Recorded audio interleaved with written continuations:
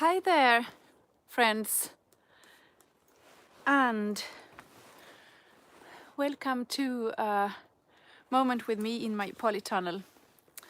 I escaped the house. It's very noisy today since we have a work going on our upper floor, so it's very noisy today. I am truly sorry that I disappeared for a while and not been able to publish the harvest calendar for a few days, but I got sick Wednesday. It's difficult to talk about. I am okay, and I will be okay.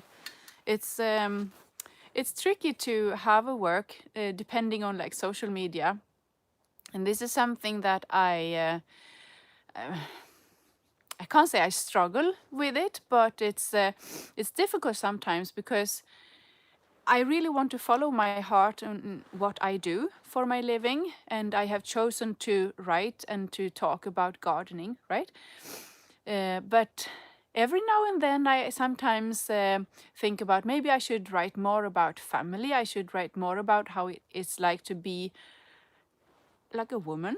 I should talk about the environment, the climate. I should talk about more about food and different kind of things. And I sometimes talk with other people. I remember in a few years ago I had a coach because I needed some advice in some things, and she told me that you will get so many new readers if you chose to talk about this and that, and it's very cold, so I should just put my glove on. And then I say to myself, yeah, I might want that, but do I want like the effect of it? And that is basically where I end up when my colleagues, for example, when we talk about what we should do and not do, and they ask me, yeah, that will probably be interesting, and I think you could do like great content talking about this or that, or have a great plan for things. But do you want like the effect of it? For example, writing about children and writing about family living. No, I hate to to read negative comments about my life, so I better not do that. Write about that. I am good in writing about gardening, so I will leave the rest, and maybe some questions will not be answered in that way, like what happens when Sarah disappears for a few days, but it's okay. And it's really nice also to know that things just don't crash because you keep away from your social media accounts for a few days. But one part of me don't like it because I did have a pretty good plan for things in my harvest calendar, for example, but it's okay. And I am back now, and hopefully I can fulfill this. Thank you all for your sweet hearts and comments. It's difficult to read that too because I get to cry, but it's okay. Right. Today, I am very lucky because my mom is here, Ulla. She arrived in Thursday evening. Didn't know that something was wrong, but now she is here and she stays a few days longer because my husband is away too. Very unlucky, but that's how it is. So now she has my youngest for a few hours so I can go out in the garden, and I have been taking a long walk with my dog and just clearing some thoughts, and it's been wonderful. And now before I go to see them for lunch, I am going to bring some vegetables for us, and I mean, I say this quite many times, and I know I share this with many of you, that gardening can be so, relaxing, and also like it's like a medicine in a way that I hardly feel like any pressure when I am in my garden. I always feel that it's okay not doing things in my garden. I have this, this chair. I got it from my mom when I was a teenager, and it's painted with fishes.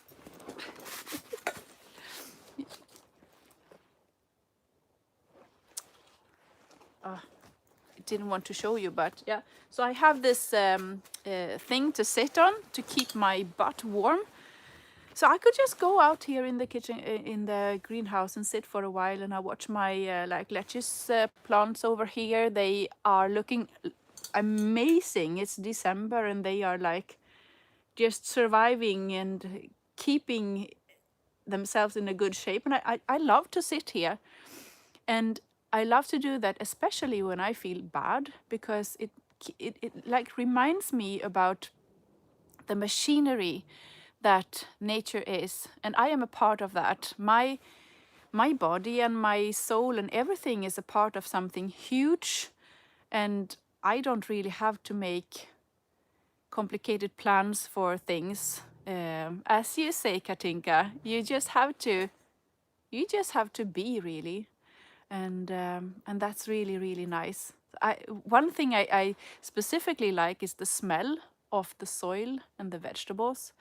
And today it's also very clear because I watered like the beds behind me yesterday, so it's sort of yeah, it makes it smell even more of like fresh soil.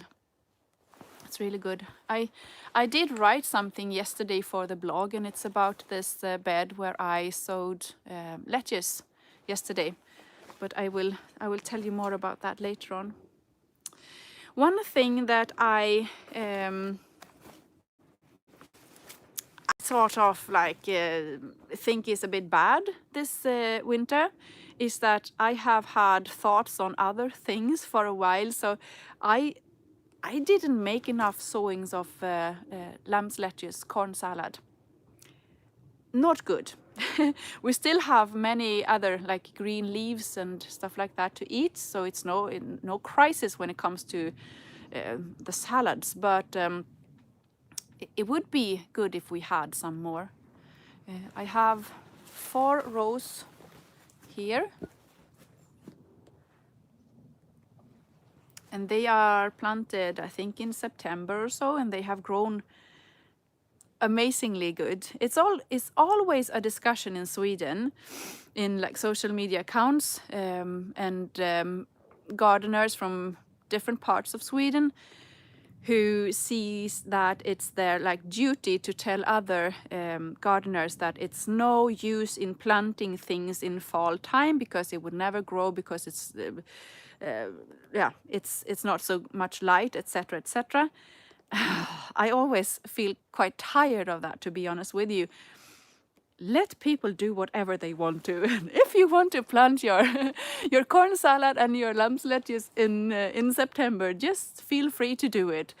Don't complain about it, because in some parts of the country, things actually grow pretty well in fall time.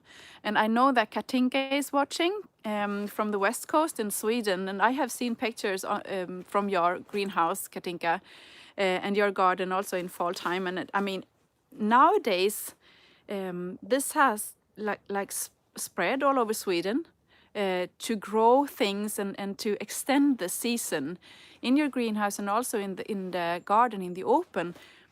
And it's so good to see pictures from others, because this is actually possible. So I get so inspired.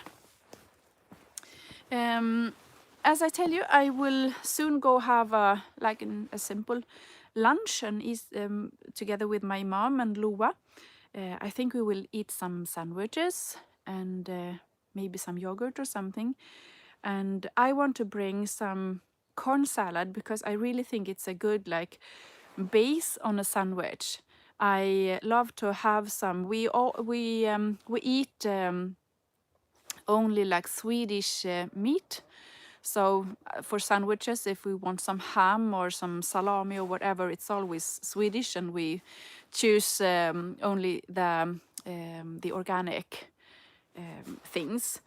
So it's really tasty and good quality. And I put some butter on a bread. I like the hard, Swedish bread, knäckebröd, with some green leaves, and then some meat or egg or cheese, and some herbs, like could be sliced leek or basil or something else fresh in the garden. Parsley is a favorite too. I will turn the camera and let you see my 3 rows of corn salad. And these are planted too in fall time. And I remembered when I planted them, it was at the same time that people in social media started to write things about, oh, it's not possible for anything to grow. And they were just like tiny, tiny, tiny. And this is how they end up like. In one of my books, you can buy those in the grocery store. They are called mash when you buy them in Sweden, and they are most often grown, at least in wintertime, in areas around, my God, my brain is not awake after those days. Medelhavet. What is that? You know, Spain and Italy and other countries. Well, so they are grown there, and they are like rinsed in water meant for drinking, and packed in plastic bags and transported from those countries up to Sweden, where we eat them. And it's ridiculous because everyone with a garden can actually grow this amazing leafy green in your own garden. And what is even more ridiculous is the price, because I think 70 gram of this corn salad will cost almost the same as a package of seeds that will last for like a winter for a family like ours. So it's really ridiculous, I think, to buy this vegetable in Sweden if you have a garden where you can actually grow it on your own. And the size is pretty much the same as when you buy them in stores. Look here. There's something wrong with the camera and the light. I'm sorry about that. And for a sandwich, maybe if I pick 3 of the small plants for each person, that will be enough. Super, super tasty. And as I said, I am a bit disappointed that I didn't sow more of them. I think I made this sowing in August maybe, and it was was it in August or was it in, no, it must have been July, because in July we had this sowing calendar in Swedish, where we prepared our winter gardens, sowing a lot of leafy greens, hardy vegetables for our winter gardens. And I made this sowing in, I can show you. In summer times I make like many sowings in plug trays. So I keep them here in the polytunnel winter time so that they won't get bothered by snow, because I make lots of winter sowings as well in plug trays. So I love to have them here, so I am well prepared. But I can fit in like 150 plants in this plug tray, and usually I sow maybe 3 or 4 seeds in each hole in that plug tray, so it gives me plenty of plants. And this summer I only sowed like 1 tray, and it's not enough for me to have like enough to harvest the whole winter. But I will tell you more in like in Swedish in Thursday or Friday in why I didn't make so many sowings this summer, because I was busy doing other things. Well, I will do some more harvesting here.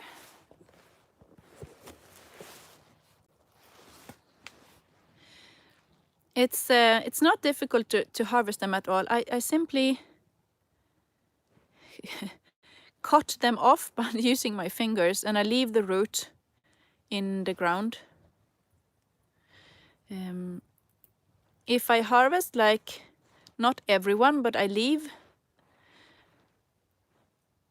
some of them, they will have some space, and so I like thin the row in a way, because when daylight comes in, I don't know when daylight comes, but if it's light enough, then the corn salad will keep growing also in winter.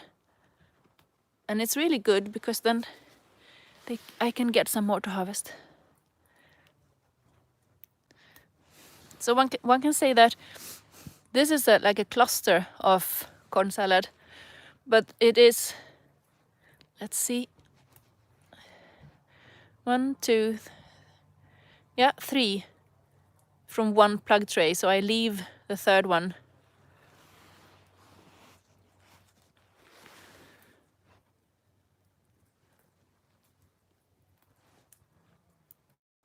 I watered here yesterday too.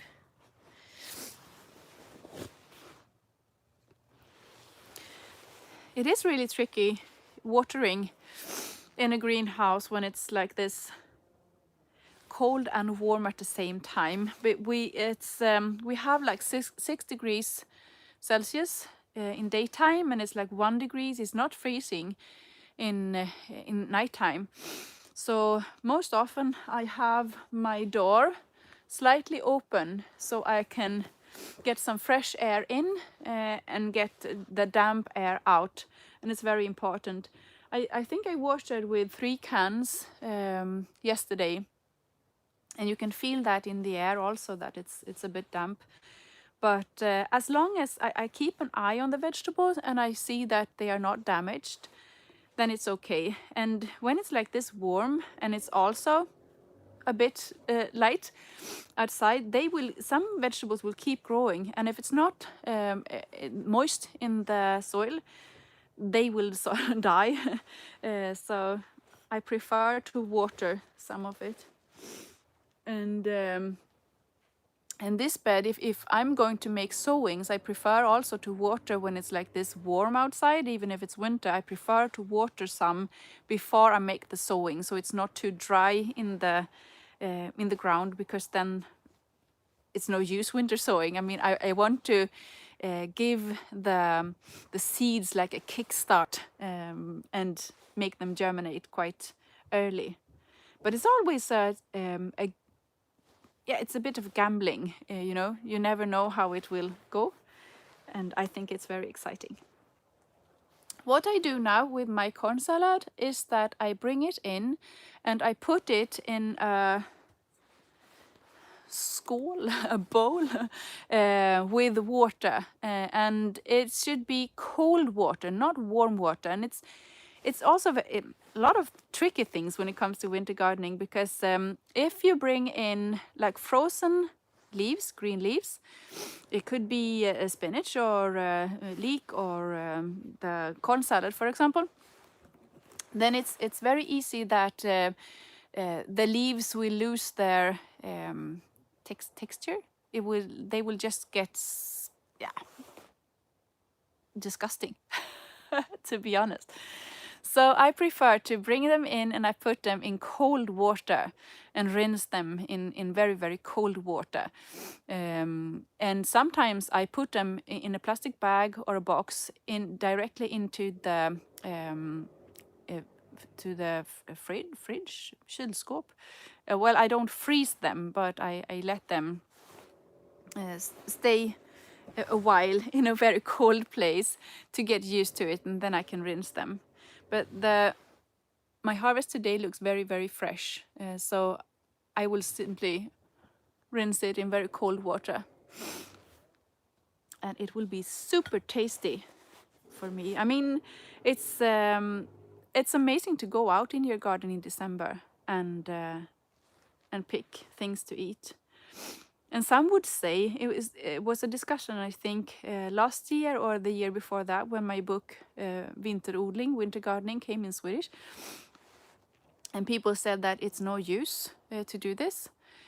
And I mean, it's no use maybe to have like 3 rows of corn salad, but I have huge areas here in my polytunnel. And last year, for example, this area was filled with different varieties of hardy vegetables that I could eat in winter time. And that is great use, and it makes a huge difference. So it's all a matter of how much you choose to grow, I think.